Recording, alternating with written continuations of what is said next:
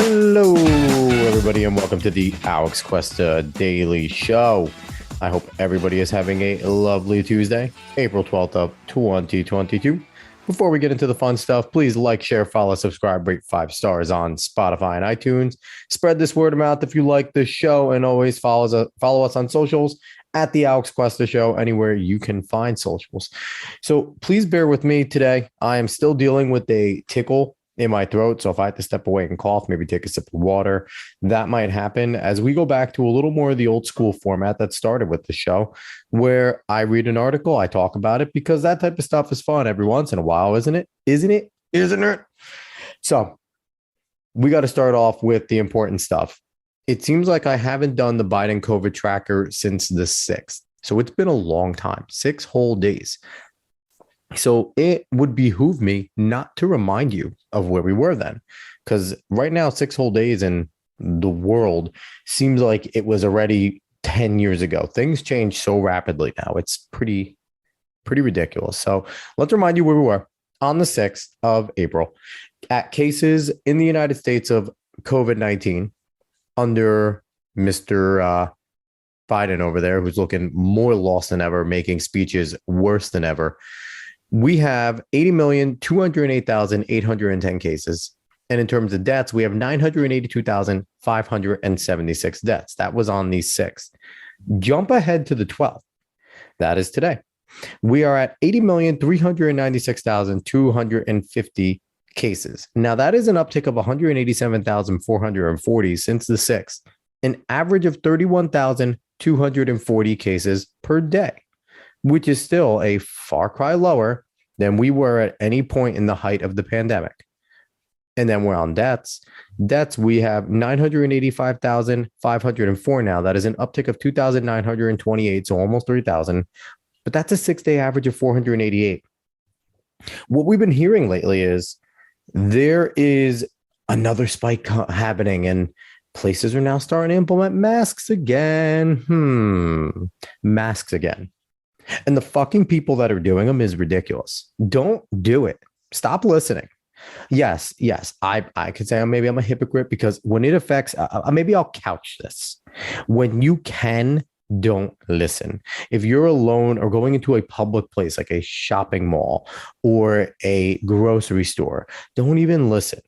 If it affects you or your children doing something, I think like at the height of this, Aviva Fry was a perfect example of this. He wanted to take his kids bowling. And this was kind of like when Canada, he's Canadian, when Canada was slowly starting to unravel things, he wanted to take his kids bowling. And he has been a person who is saying, fuck masks, don't wear them. They're not, they're wrong. They're a sign of being a sheep and control, yada, yada. And he was on live stream, and he live streamed himself going into the bowling alley. They asked him to put a mask on. Begrudgingly, he put the mask on because he said it perfectly. 10, 15 years down the line, no, your kids are never going to look up to you and go, Dad, thanks for fucking up bowling for me. Thanks for sticking up for the man in that bowling alley. Your kids don't care about that stuff. And you making a stand about not wearing the mask in that one moment to ruin your kid's day is not going to win the battle either. So that's kind of where I'm at. If my kids, it's going to truly affect my kids and what they're doing right now, I'll throw the mask on for the temporary time. But outside of, hurting my kids in any which way, no mask. So don't do it if you can avoid it. And honestly, I'm becoming a big proprietor of make fun of people that wear them voluntarily in places. Like, we need to start making fun of these people. They deserve it. Again, if they're elderly, if there's something like that, if they're obese, encourage them to wear it. They're the ones that are still susceptible. If they're a fit person that has no outlying comorbidity, again, they could have one. Take a chance. Russian roulette. Who gives a fuck? Make fun of them. I'm advocating for that. You can sit there and not like openly like do something obnoxious. Just kind of look at them and smile and give them a snarky smile, like you're a moron type of smile. It doesn't have to be anything big. Don't be the jerk off that's like, you're dumb, blah, blah, blah, this and that, this is this fact. Nobody cares about that stuff. But there's subtle little things that you can do that are jabs. So yeah, that's my little thing on that. So that's where we are with COVID-19. Now, as always, whenever I do these articles, I have a few little tidbits, but there was something extremely serious that occurred this morning. There was an active shooter on the subway at 8:30 in the morning in rush hour in New York City. Now, they opened fire. There were 10 immediate casualties. They threw a smoke grenade before opening fire. So this was a tactical thing. They found the bag. They found more smoke grenades. They found fireworks. There were rumors of explosives. That's neither been confirmed. Apparently, there's no fatalities yet. I haven't looked at another recent article, but I think there's only 10 still injured, a few critical. But this person is still at large. This was, you talk about random acts of violence. This is one of them. And this was planned. This was orchestrated. Now, this is going to give fodder to those that are like, oh, we need to take more guns away. Motherfucker, this happened in New York City. This happened in New York City. New York City is a place where you're not legally allowed to carry a gun unless you are a police officer, period. Like, honestly, it's so hard to get a concealed carry permit in New York City. Damn near impossible. To the point where on the show Billions, they make that point completely known, where Paul Giamatti, who is I think the New York DA at the time, couldn't even pull strings. It took him forever in an episode to pull strings to get a pistol permit in New York City. Damn near impossible.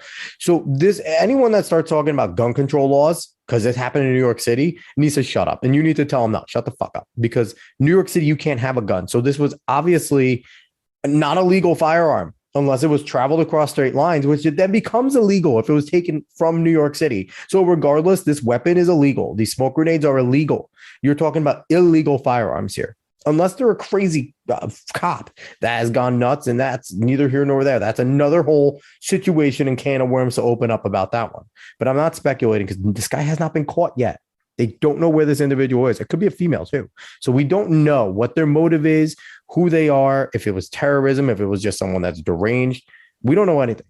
What we do know right now is we all need to be reaching out and kind of putting, I guess, what we can mentally to the families and people are affected. Now, thankfully, at this point, as far as I know, there are no fatalities, which is a miracle considering that subway cars at rush hour are fucking sardine cans with people. Even, post COVID-19, people have to get to work in the New York area, and subways are the easiest way to do it for a lot of people. So it's a miracle. And we all need to be coming together on this type of shit when tragedies like this happen. But instead, politics plays a role and we get pulled away right away and automatically partisan conversations start happening. But these are the type of things where we need to come together and in unison need to hope that the NYPD can do their job and catch this motherfucker and find out who they are and put them behind bars. And this should be something outside of the shitty New York bail reform, because I swear to God, if they catch this individual and they are out within a few days because of bail reform, oh my God, the family should sue the fuck out of every single person on the Assembly, Senate, and including Governor Hochul for signing this and even bringing up the bill. There should be a huge class action lawsuit. But overall, it's a miracle people are okay for the moment. It could change by the time you hear my voice here, and hopefully it does not. I'm hoping the people all survive and this individual gets caught before they could do any more damage, because they're at large and they were sick enough. Apparently, the only reason they stopped shooting is because the gun jammed. By a grace of God, the gun jammed. So if this individual is back out there and at large, who knows what they're capable of again? And if they know that the walls are going to close in on them, who knows when they're not going to jump out and do something crazy like this again? The guy had a gas mask. The person had smoke grenades and a semi-automatic weapon. Orchestrated, calculated, and very much thought out of a plan here. So let's hope the NYPD, and I don't know if the FBI is involved. If FBI gets involved, more than likely we're looking at a potential terror case. So let's see where it goes from here. I don't want to speculate anymore. Just hopes, thoughts, prayers, love to all those that are involved, including those officers that are responding now and having to enter into a really dangerous situation with somebody who's obviously extremely dangerous. So let's jump into some of the stuff. I always have my kind of runners up to articles before I jump into the real deal. So there's a few runners up that I want to talk about. One is from foxnews.com, which, funny enough, I like to use NewsGuard to talk. They are a green shielded NewsGuard, only 69.5, but I guess that merits, in high school, it's a failing grade, but I guess that merits a green shield. They have an article, CNN's long history of pushing disinformation. Here are 5 examples, which to me is interesting because it's not often you do see it every once in a while, but this is blatant that they are attacking CNN. A lot of the opinion anchors do it and things like that. But I haven't seen many news articles from either side kind of slinging this type of mud at each other. This is big. Now, I don't know if it's because Fox News senses a little blood in the water with CNN and their layoffs that are going on from Discovery taking over. And, a lot of speculation about CNN Plus not doing as favorably as they want to. And the reshuffling that is potentially going to go on over there. It's pretty bizarre to see another major news source go at them this hard. But this, it does have a little bit of a coherent list, and it goes after all the anchors pretty equally. Your Brian Stelter, your Anderson Cooper, your John Studo, your all those types of guys. I mean, they cover Russian collusion. They cover Hunter Biden laptop. They cover Nick Sandman. They cover ivermectin and Joe Rogan. And the last thing I talk about is Jussie Smollett. And these are all things that CNN did really cover and push, and all of them ended up being false. Russian collusion disproven. Hunter Biden laptop just proven to be correct, where CNN was all about not, going at it. Nick Sandman, they had to settle in court because of distresses and the way they dragged Nick Sandman's name through the mud, calling the kid a racist when it wasn't that situation at all.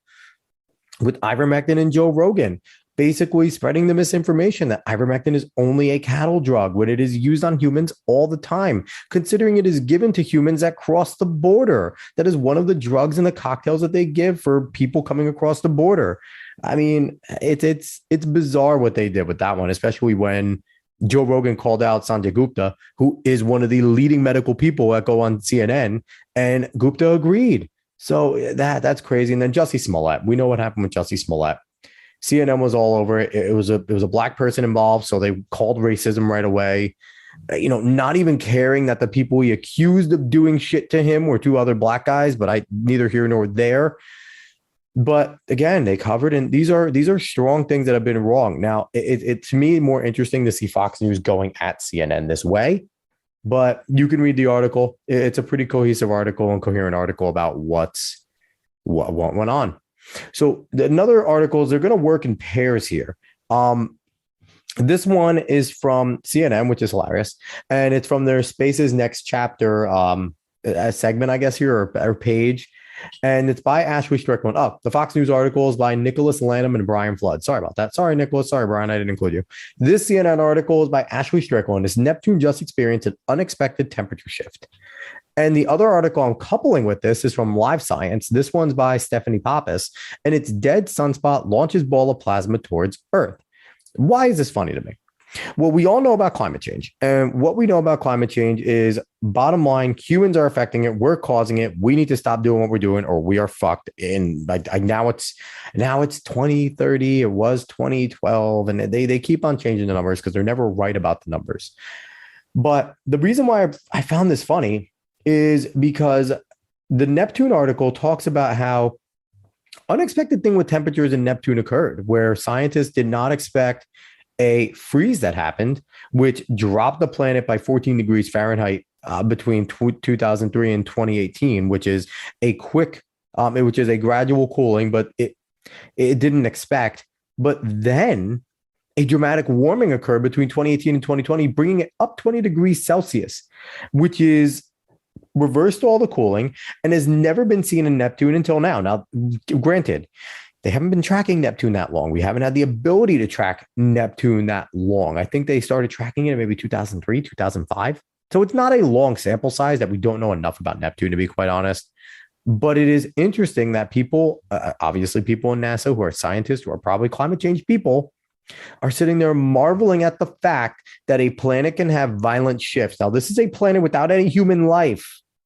This is a planet unaffected by life or by technology or anything, experiencing extreme shifts that humans cannot explain. That's one thing here. And, again, has to do with climate change because we're humans sitting here trying to predict why the fuck a planet is responding in certain ways. The next article on Live Science about the dead sunspot, this one caught my eye because not too long after Al Gore created a whole new green market, because that's all he did was create a green market. He's one of the greatest capitalists ever to live because he created $1 trillion market. But after he made the inconvenient truth there was another documentary put out not too long after called The Great Global Warming Swindle. And it was by other scientists that were on his list of quote unquote 2000 scientists that disagreed and asked to be taken off of it. And one of the things they highlighted, instead of CO2 being the problem, they highlighted the number of sunspots directly correlating with our temperatures and our shifts. And one of the things about that is that their chart they did a chart of the sunspots and the number of sunspots and how they affect the temperatures here. Their chart much more closely correlated with our temperature. I haven't seen it as of late, and I don't know if it's the same thing, but this article kind of gels with what they were saying. Because in this article, they talk about that dead sunspot that's going to send a plasma ball towards Earth. They said it might cause some interference. But then they also talked about how the sun goes through kind of a solstice. And right now, it is in a 25-year heat solstice. And during this time, sunspots pop up and go down rapidly. And these sunspots send plasma and other types of, I forget what it's called here, a CME or something like that. They send this type of stuff over, and it causes direct heat. It causes our planet to have reactions and responses. Now, the logical thing that you would think here is if there are enough sunspots occurring, enough of these sending different types of things into our atmosphere, affecting us that much, that would certainly affect our climate. That would certainly affect our temperature. And why is it wild to think that the sun, who provides us with our heat, who, our distance to the sun and our elements mixed in create our atmosphere, and the sun has something to do with that. Why is it wild to think that the sunspots more closely correlate to our temperature rise and fall as a planet than humans who are ants in the anthill? Now, again, people are going to point to, wow, it's undeniable. We're seeing the ice caps melt at a rapid rate and CO2 upgrade and this and that. And again, I say, why do we have to be the center of it? It's a human-centrist thinking. Every single generation, every single era of humans has to be the center of something. We were the center of the universe. We were the center of the galaxy. We knew the earth was flat. We knew so many strong things until we were proven wrong, constantly proven wrong by advances. Right now, in this current generation of scientists, there's a group that knows we are causing damage to the planet and we are affecting it. It's our fault and we need to do something about it. What's going to happen 100, 200 years ago when scientists are looking back going, and the new history books are written saying, yeah, those naive idiots back in the, from 1990, early 2000 to 2030, 2040, they seriously thought they had an effect on the planet. They really thought that they could do something. And we do know now that the sun has a much closer correlation and it was just a natural climate occurrence. Just wait. I don't think any of us are going to be alive for it, but that's my prediction there because again, it's stupid to say that humans have no effect on the planet because of course we do. We're a part of the planet. We're a part of its ecosystem. Contrary to popular belief, we are natural and everything humans do is a natural occurrence in nature. There is no such thing as unnatural, but that's for another podcast that I would love to. I'm going to do soon because that's a philosophy of mine. I need to put it out there. But overall, the sunspot thing makes a lot more sense to me than CO2 ever did. If anyone's interested, go watch The Great Global Warming Swindle. I'm pretty sure it's still on YouTube. And it's an interesting thing to watch. I might have to go rewatch it again. It's interesting to look at. This article is interesting. Again, I recommend going to read both of these in succession and reading it because they're interesting to read on top of just the fact that I feel like they support the fact that, number one, our scientists have no idea what the fuck we're talking about when it comes to planetary temperature. And number two, sunspots have a huge effect on our temperature on this planet, much more than CO2 or anything humans are doing possibly can have. And a CME is a coronal mass ejection, which explosive balls of solar material. Okay, so that's what those are. All right, so let's move on to the main crux of the show. This article is a little bit long, but it's well worth it. because it is interesting where it is coming from. This article is from Vox.com. Yes, I'm doing an article from Vox. And Vox over here gets an 87.5 out of 100 from NewsGuard. Vox fucking sucks. So I will tell everyone NewsGuard is hilarious with some of the ratings. But it's by Andrew Prokop. And it's called How Much Legal Jeopardy is Hunter Biden In? With the byline, several recent reports claim the investigation into President Biden's son is intensifying. Now, why is this interesting? It's interesting because this is another extremely left-leaning major news source that is talking about the Hunter Biden story now, 3 years after the laptop story broke in late 2019. So two years and change.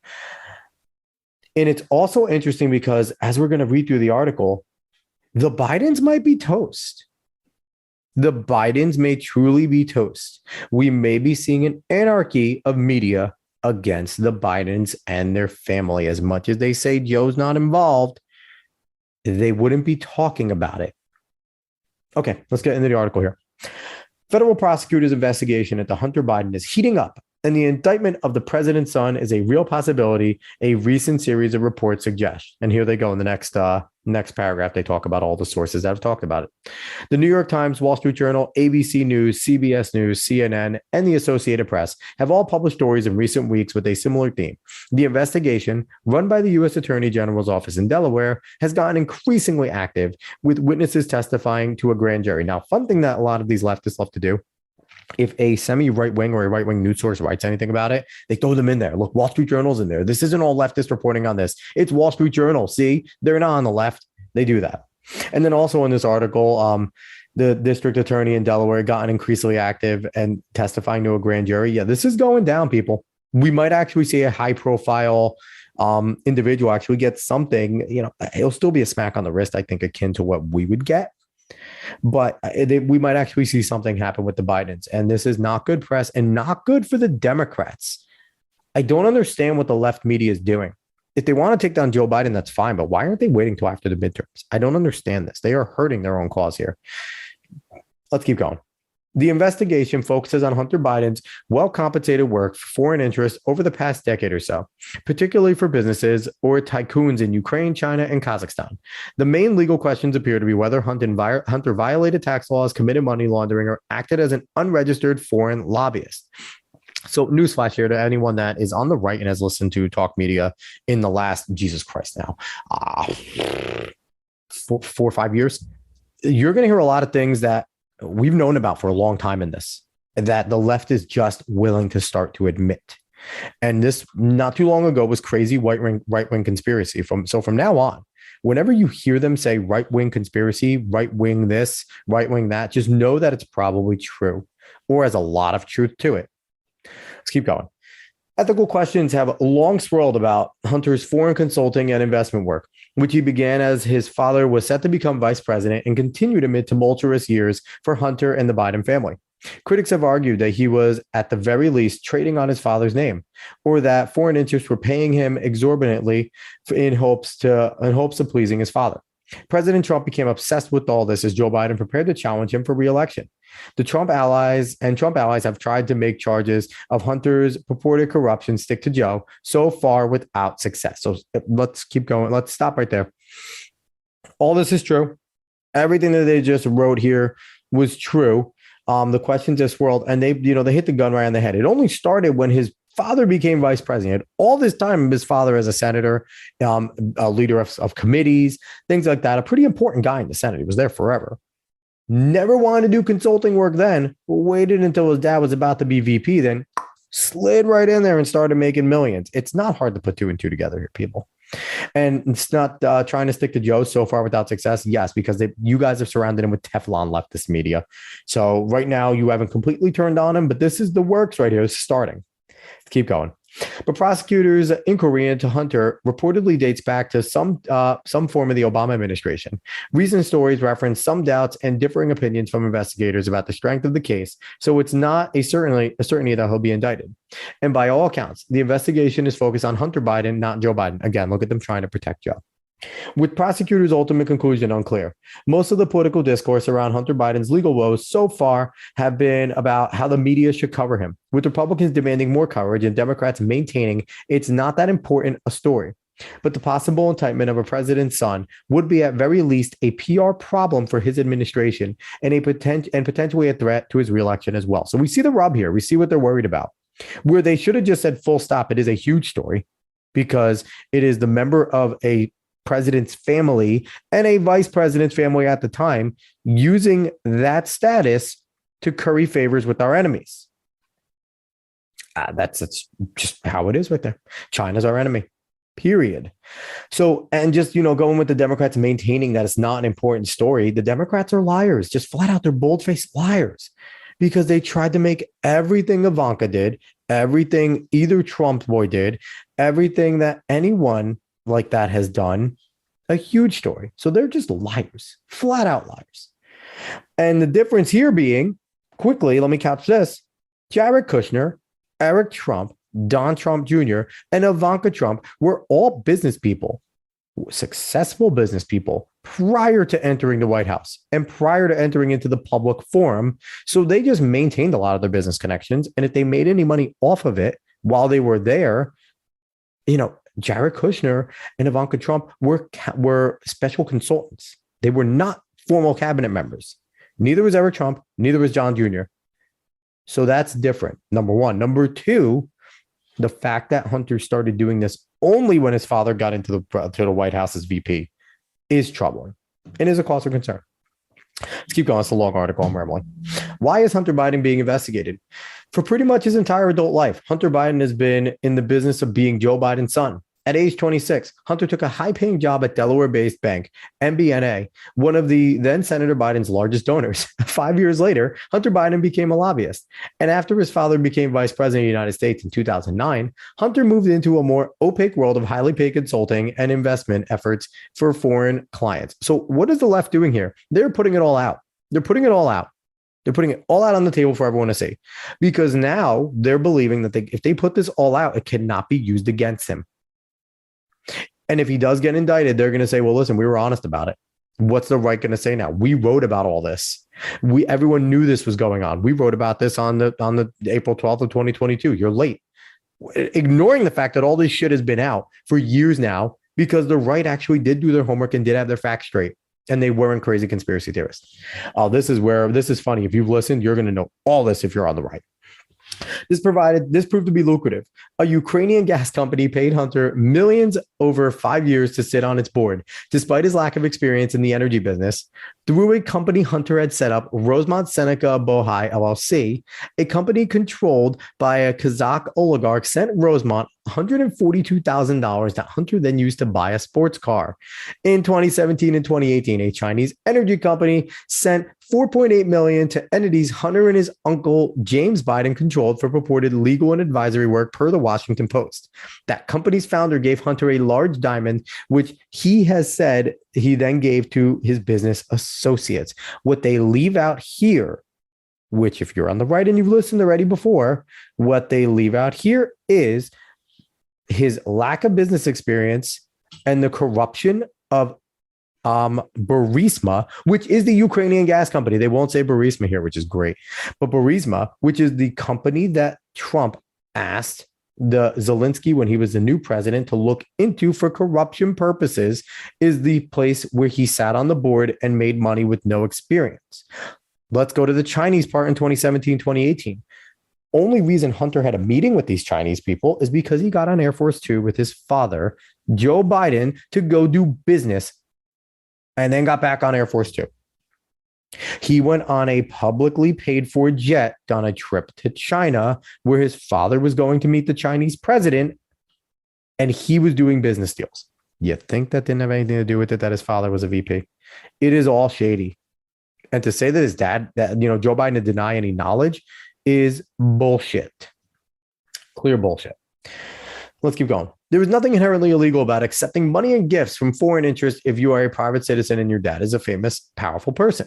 but you do have to pay taxes on it. And according to the New York Times, a federal inquiry into whether Hunter had properly paid his taxes began back during the Obama administration. Then, in 2019, the tax inquiry became a broader criminal investigation into Hunter, conducted by the U.S. Attorney's Office in Delaware, examining possible money laundering and whether he was an unregistered foreign agent. So here we go. It always starts with the taxes when people go down, and now there's other things being tacked onto him. And Joe is Teflon, apparently, even though he facilitated and had a lot to do with all of this. He had a lot to do with all this. Peter Schweitzer is a guy everyone needs to go read. Secret Empires is one of the books I read by him. He's fantastic. He pinpoints all of this. He has all the documentation. He has Hunter Biden's laptop. He has details. Go read the books by Peter Schweitzer. I recommend it to everybody. Keep going. At that point, the investigation wasn't public. But as Joe Biden prepared to launch a presidential bid in 2019, Hunter became a particular fixation of Trump and his allies, who hoped to damage the elderly Biden politically. Their efforts to do so became a saga that resulted in Trump's first impeachment, and eventually the October surprise release of Hunter Biden's private emails, texts, and other documents said to be from a laptop abandoned at a Delaware computer repair store, which is confirmed that a laptop was abandoned. That was confirmed by both WAPO and New York Times. And the impeachment was, again, like I said, he asked Zelensky to investigate Burisma, which is the company Hunter Biden was sitting on the board, and a company that was accused of massive corruption. And one of the things that was a stipulation in America continuing to give Ukrainian aid was that they are working to clean up their corrupt ways, because everyone knew that Ukraine was one of the most corrupt countries and one of the easiest in money laundering countries and fraud countries in the world. If you wanted to money launder, if you wanted to do fraud, you went through the oligarchs of Ukraine. So that was part of it. So the impeachment was bullshit, as we all know. And they talk about an October surprise. It couldn't be an October surprise because the New York Post, when they broke it, was barred. They were taken off social media. It was spewed as Russian different information. You have losers like James Clapper saying it meets perfect to Russian disinformation, people lying out of their teeth about it. So no, it wasn't an October surprise. An October surprise actually gets investigated and has water. This was a cover-up. And you guys are slowly admitting it in the media, and the leftist people are slowly admitting it because they know now it doesn't matter that they fucking lied about it. They know it doesn't matter. And they know one of two things. Either Hunter's going to go down and they're laying it all out so they don't look like they have egg on their face because they, quote unquote, did their job and did journalism, or they're just looking to do a full turn on the Bidens. Let's keep going. But the federal investigation into Hunter predated these shenanigans. It's being led by the U.S. Attorney for Delaware, David Weiss, a Trump appointee left in place by President Biden due to a desire not to interfere with this specific investigation. Weiss has worked in various capacities in that office since 2007 and isn't known to be a partisan or a Trump crony. And he has moved forward with the probe in a new administration. It's hilarious. They call him a Trump crony, but there's no Obama cronies during the Trump years, right? All the people leaking shit weren't Obama cronies. It's hilarious. And there's a ton of Obama cronies back in the White House now. Great. You love it when leftists right. And there's a lot of jabs here. They're great at this. What is Hunter Biden being investigated for? They break this down here. Per recent reports, the investigation focuses on three main topics. One, taxes. Did Hunter properly pay taxes on the millions of dollars in income he made?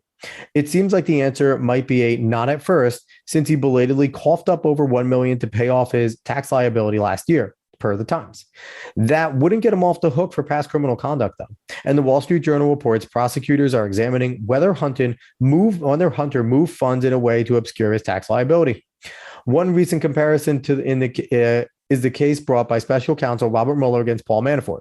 Manafort made tens of millions of dollars from Ukrainian clients, parked it in offshore accounts, and used much of it to fund his expensive lifestyle in the U.S., spending big on real estate, antique rugs, luxury cars, and more.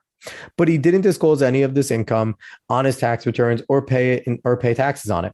Similar issues appear to be at play for Hunter, as prosecutors are examining, for instance, the money a Kazakh oligarch paid in his Rosemont company that he used to buy a sports car. So it's funny. They bring in Paul Manafort because people know Paul Manafort as the guy that went down for Trump stuff. Paul Manafort's name is synonymous with Trump. So they do this type of stuff. This isn't to make a comparison. This is not to make an apt comparison. They're lying about that. They're doing this because bringing up Paul Manafort makes you remember Donald Trump. So it makes it seem like, oh, well, Trump had someone in his inner circle that did it. So you know what? It's not too bad that Hunter did it. Disregard the fact that he's the president's son and was the vice president's son. Paul Manafort was doing this shit not because of Trump. He was doing it himself before. This was pre-Trump that Manafort got banged for this. This had nothing to do with Donald Trump. But they're going to make this comparison because people remember Paul Manafort is Donald Trump's guy. So they're making it seem, without saying it here, they're not being honest here. Robert Mueller did get Manafort for this stuff, but Manafort was doing this pre-Trump. This is pre-Trump stuff, not during the Trump administration, not during the time that he was helping Trump become elected. But they won't tell you that. Here's a quote by Hunter. I take this matter very seriously, and I am confident that a professional and objective review of these matters will demonstrate that I handled my affairs legally and appropriately, including with the benefit of professional tax advisors, Hunter said in a December 2020 statement. Yeah, he was probably high. 2, money laundering. Hunter is also under scrutiny for potential money laundering, basically bringing foreign funds into the U.S. financial system in connection with some sort of crime. Various financial institutions filed suspicious activity reports to the U.S. government about movements of funds in and out of Hunter's accounts, including to his uncle James Biden. Though the term money laundering may bring to mind drug trafficking or something of the sort, prosecutors can also charge it in connection with more prosaic crimes, such as acting as an unregistered foreign agent. Manafort was charged with conspiring to launder money for this purpose, which is hilarious. They bring up Manafort again, of course. Let's make sure you deflect off the fact that Hunter is a piece of shit for doing this because he used his dad. No, let's continue to bring Manafort because you got to keep Trump in mind. Got to keep Trump in mind. That's the goal here. And they're trying to soften the money laundering thing, saying, you know, it might not be. It just might be because he was acting as a foreign agent. It might not be that bad. And number 3, acting as an unregistered foreign agent. The Foreign Agents Registration Act, FARA, requires people doing political, public relations, or lobbying work with foreign clients to register with the government as foreign agents. Ordinary business work for foreign clients does not require FARA registration. But when that work moves from the business realm to the political realm, or importantly, to the public relations realm, that obligation may kick in. So the question is, what kind of work Hunter really did? Though FARA was rarely enforced until some recent high-profile prosecutions, Hunter, a lawyer, was well aware of it. In a 2014 email cited by the Times, he wrote that officials at the Ukrainian gas company Burisma needed to know he'd abide by FARA and any other U.S. law in the strictest sense across the board. Here, at least he expressed a desire to stay on the right side of the line. That's funny. They mentioned Burisma now all the way down here without still connecting it to the fact that that was the company he sat on the board. They're sneaky, these people. And if you don't know about it, you would never catch this. They think they're smarter than everybody in the room, not knowing that they get called out daily for this shit. Let's keep going. Let's see. How long are we here? Going pretty long. Let's keep going. But sometimes the lines seem to blur. He brought some of his clients into contact with Vice President Biden, for instance, at dinners and on foreign trips. He helped arrange for a Democratic PR firm to help burnish Burisma's image in the U.S. Is all this sufficient to support criminal charges? It is not clear. When Manafort was charged with FARA, prosecutors allege he'd orchestrated an extensive multi-million-dollar lobbying campaign meant to influence U.S. officials and the press on behalf of his Ukrainian patrons. Again, let's stop there. Manafort was trying to make this look good and had nothing to do. Again, they bring up Manafort's name to try and make you remember Donald Trump. Don't forget what they're doing here. Manafort has nothing to do with Hunter Biden. Manafort's case has nothing to do with Hunter Biden's. Hunter Biden was only getting these favors because he was the president and then vice president's son. Paul Manafort was already a shady businessman when he was getting these favors and doing this type of stuff with the Ukrainians. They try to make this parallel, and it's not a good one. Let's keep going. From what we know so far, Hunter's conduct seems relatively more hands off. One indication of that, per the Times, sorry, I had to laugh at that. Prosecutors have considered pursuing this in a civil matter for Hunter, not a criminal one, which would come with much less steep penalties. Why are they making it in a civil manner, people? It's not because it's hands off. It's because it's the president's fucking son. Please just be honest for once in your life, journalist. Please. This is nepotism. Let's go on to the next little section here. What about Hunter's personal life? Prosecutors are investigating a period filled with tumult in Hunter's personal life and tragedy for the Biden family. Hunter has struggled with alcoholism for some time, and in the mid-2010s, he began more frequently using hard drugs, including crack cocaine. His older brother, Bo, died of brain cancer in 2015. Hunter then split from his wife, who would later accuse him in a court filing of spending extravagantly on drugs, alcohol, prostitutes, strip clubs, and gifts for women with whom he had sexual relations with. He began dating Bo's widow until that relationship collapsed too. He fathered a child with a different woman who later sued him for paternity. He repeatedly went in and out of rehab. He was a mess. So here's a sympathy article. They talk about all the fucked up shit that he did to try and garner sympathy for him. He's a sleazebag. He dated his dead brother's widow. What a douche. Like, there is no sympathy. Yes, you could feel bad for somebody that goes through drug shit. Yes, that is an addiction. It's not easy to break. It is nothing to make fun of. But you dated your dead brother's widow. That's fucked up. That you cannot feel sorry for. And he was a piece of shit husband to his wife, wasting their fucking money, cheating on her constantly, had a kid with a different woman. Like, Hunter Biden's probably not a decent dude. Probably fun to shit to party with if you're into that type of stuff, but he's a piece of shit. He's that dude that you party with and then you're not friends with afterwards. Let's keep going.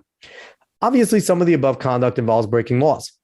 The reports have not so far suggested it's really prosecutors' focus. CNN did report, though, that they have looked into Hunter's purchase of a gun in 2018 because he claimed he was not a drug user on the form when he bought it, per CNN, though it's, quote, unclear whether the gun incident remains an active part of the investigation. And the Journal reports that the Justice Department officials have actually discussed whether Hunter's addiction problem could make convicting him more difficult if he argues he was not of sound mind during this period. They put that in there again. You put it out into the public sphere, and now people are going to start making excuses for Hunter Biden. This was a sympathy piece right here for people to read and start going, well, you got to feel bad for the guy. He went through a lot of shit. His brother died and he was, he got into hard times, and you can't blame him. Can't really blame him. He wasn't himself. Those that really know Hunter know this isn't the real him. Look at his paintings. Ugh, fucking, I hate these people. Let's keep going. Next section. Does this case mean legal trouble for Joe Biden too? Trump allies have been arguing for years that Hunter Biden is corrupt, and they've also had a bigger game in mind. They want to tie his corruption to his father, but there have been no reports that prosecutors are aiming to do this or have evidence to do so. So let's go there, because they're gonna go with, basically, I'm telling you right now, even if there is something on Biden, they're gonna go with, you don't prosecute a sitting president. It's gonna happen. That will be stated, and the left will cheer it, which is something they didn't cheer when Mueller kind of hinted at it. Watch it. This is going to happen. Let's keep going. The closest thing so far came just days ago when the New York Post reported a grand jury witness was questioned about who the term big guy referred to in a now infamous email from one of Hunter's business associates. The 2017 email laid out a proposed share split for a potential joint venture with the Chinese energy company CEFC, which would include 10% held by H for the big guy. One former business associate has publicly claimed that the big guy was Joe Biden, newly out of office. That guy's name is Tony Bobulinski. He made a lot of conservative circles making his claims. He was a close business associate of Hunter Biden, CC'd on basically every single important email that the conservatives claimed that they had. He's disappeared lately. We have not heard from Tony Bobulinski, but that is who it is. That is the name of the person. Go look up Tony Bobulinski and the things that he said. Credible guy. There's a link here. I wonder if they talk about, the link here, Bobulinski, how big guy Joe Biden would personally benefit from a stake in a Chinese business deal. This is from Real Clear Politics. I don't recommend going to this fucking website, but look up Tony Bobulinski. That is the guy. There's plenty of interviews from him. Let's keep going. The joint venture deal did not end up coming together. Hunter would instead end up being paid millions by CEFC for advisory and legal work in the ensuing months. We don't know if he held money for the big guy in this, by the way. Keep going. When the Washington Post recently reviewed that whole affair, they wrote that they did not find evidence that Joe Biden personally benefited from or knew details about those transactions. In 2020, Biden's presidential campaign issued a statement claiming that he has never even considered being involved in business with his family, nor in any overseas business whatsoever. Now, he can't be. He's been in the public sphere for 50 years. He can't do that type of shit if it's involving other countries like that, especially Chinese, because all their businesses are state run. So that's a savvy thing. And the fact that anybody believes it shows you're stupid. Let's keep going. Basically, there's no evidence at this point that money from this Chinese company actually went to Joe. All indications so far that this investigation is squarely focused on Hunter Biden. This is the last little stanza here. What does it all mean? The Hunter Biden story has been a thorny one for the media and political system, in part because of all the other scandals both Democrats and Republicans still have grievances with the media about. Oh, this is a fun one. They go over the things that both sides are mad about to try and make it seem like it's even. And how much coverage should we give here? This is hilarious. Let's keep going. Democrats deeply resent how the mainstream press covered the investigation into Hillary Clinton's email practices in 2016, believing the underlying issue was never all that important, but that the media gave it a comparable time to Trump's many scandals and extreme positions, which contributed to Trump's victory. They also deeply resented the media's coverage of the Democratic emails that were hacked by Russian intelligence officers, which they argue weren't all that scandalous. So let's go back here. Number one, they called Trump had extreme positions. Trump's positions are very similar to Bill Clinton, Hillary's husband. You can look at speeches and policies that are almost identical, in which shows you how crazy the world has become, that the right is essentially what the Democrats were right now, your extreme positions back in the mid 90s. It's pretty crazy. And then to talk about the emails like they're nothing. There were top secret classified emails in Hillary's email server. We know this. We know this for a fact. It deserved the coverage, and they gave it kid gloves coverage. The coverage was, don't fucking worry about it. That was always what the coverage was. And then to talk about the DNC emails that were hacked, that talked about giving questions to certain candidates and shit like that. And it's been, the fact that they're saying these are non-stories just goes to show how non-serious Democrats are about anything. All they want to do is win. They're just not serious people about actually following any fucking rules or anything. Let's keep going. Meanwhile, Republicans remain furious that mainstream media spent so much of the time covering the investigation into whether Donald Trump secretly conspired with Russia to impact the 2016 election, which never ended up being proven or charged.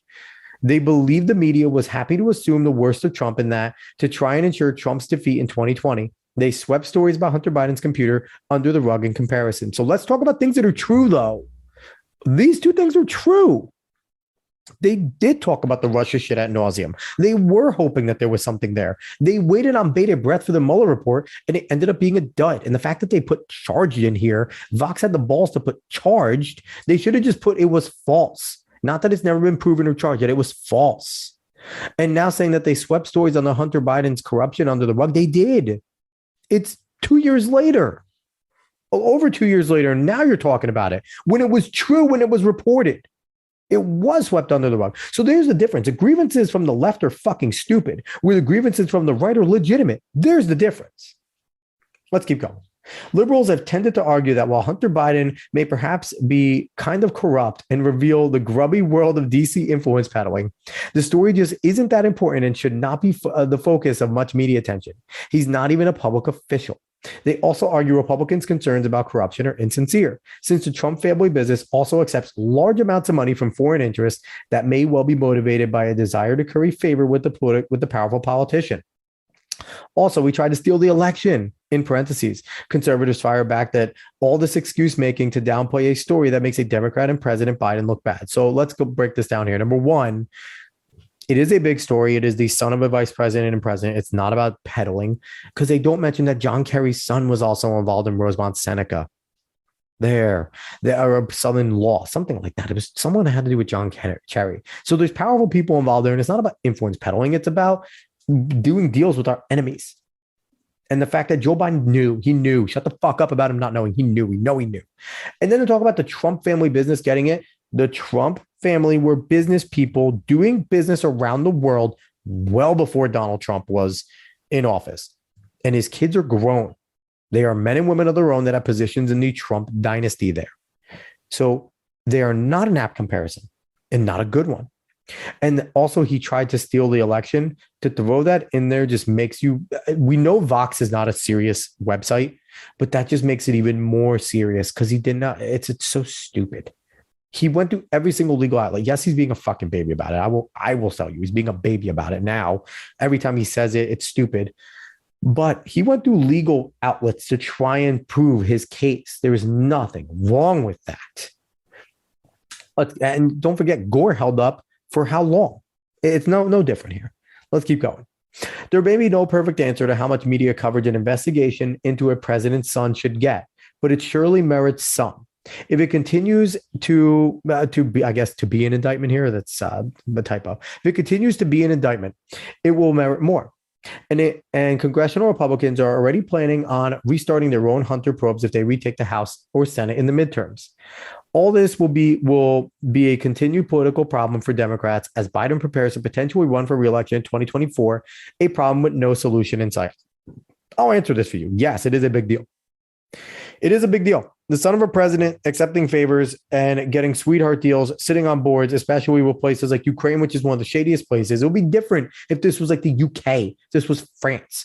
This was somewhere that we're really friendly with. He's got sweetheart shit there. Fine. Ukraine has always been corrupt. They're a bunch of fraudsters. China is our enemy. These are who he's doing deals with. Not good. And we wonder why Joe Biden's so fucking soft on China.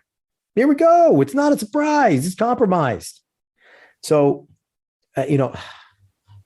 this article is ridiculous because it looks like it's an attempt to be a good journalist, and it was written on the 11th, so yesterday. It looks like it's an attempt to be journalism. It looks like it's an attempt to kind of cover both sides, criticize Hunter Biden. It's not at all. The mention of Manafort just goes to show you it's meant to kind of make this seem like it's not that bad. Don't worry about Hunter so much. Yeah, it deserves a little bit of coverage, but it's not a big deal. Joe's not involved.